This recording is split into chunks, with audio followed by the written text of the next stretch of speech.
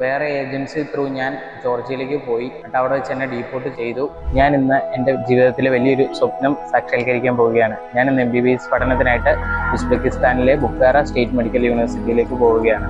വേറെ agency through ഞാൻ ജോർജിയയിലേക്ക് പോയി. എന്നിട്ട് അവിടെ വെച്ച് എന്നെ ഡീപ്പോർട്ട് ചെയ്തു. അങ്ങനെ ഞാൻ ഭയങ്കര ഡെസ്പറായിട്ട് വിഷമിച്ചിരുന്നപ്പോഴാണ് ഞാൻ ഫ്ലൈറ്റിൽ വെച്ചിട്ട് രജനി മാമിനെ കാണുന്നത്. അങ്ങനെ എനിക്ക് അവിടുന്ന് ഒരു അമ്മയുടെ സ്ഥാനത്ത് നിന്ന് ഞാൻ ഭയങ്കര വിഷമിച്ചിരിക്കുകയായിരുന്നു. അന്നേരം എനിക്കൊരു അമ്മയുടെ സ്ഥാനത്ത് നിന്ന് എല്ലാ കാര്യങ്ങളും പറഞ്ഞു തരികയും എന്നെ ആശ്വസിപ്പിച്ചു. എന്നെ തിരിച്ച് നാട്ടിലേക്ക് സേഫായിട്ട് എത്തിച്ചു. തിരിച്ച് നാട്ടിലേക്ക് എത്തിയ എനിക്ക് ഉസ്ബെക്കിലെ MBBSനെ പറ്റിയുള്ള കാര്യങ്ങളെല്ലാം പറഞ്ഞു തരികയും വളരെ സ്പീഡായിട്ട് എൻ്റെ പ്രോസസ്സിംഗ് എല്ലാം ചെയ്ത് എനിക്ക് അവിടെ നല്ല യൂണിവേഴ്സിറ്റിയിൽ തന്നെ അഡ്മിഷൻ എടുത്ത് തന്നു.